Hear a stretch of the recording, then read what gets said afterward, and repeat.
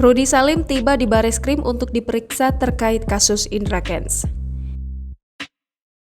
Pengusaha Rudy Salim tiba di gedung Badan Reserse Kriminal Kepolisian Republik Indonesia, Jakarta untuk memenuhi panggilan pemeriksaan.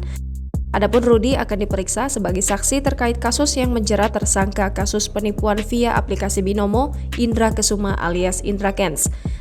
Tampak Rudy Salim tiba di gedung Bareskrim Polri pada pukul 9.35 waktu Indonesia Barat. Rudy mengenakan setelan jas biru dan masker biru. Setibanya di lokasi, Rudy irit bicara terkait pemeriksaan kepada awak media. Kemudian, ia langsung masuk ke gedung Bareskrim untuk menjalani pemeriksaan. Adapun Rudy seharusnya diperiksa pada Senin 14 Maret 2022 kemarin, namun Rudy tidak memenuhi panggilan. Polisi tidak memberikan informasi terkait alasan Rudy undur diri dari pemeriksaan pada Senin lalu.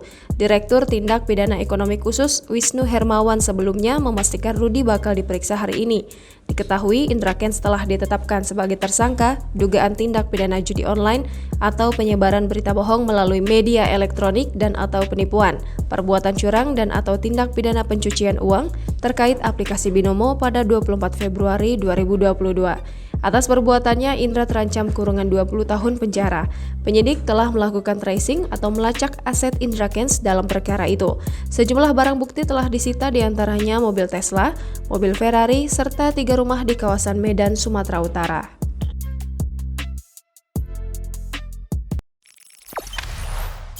Jangan lupa subscribe, share, komen, dan like ya!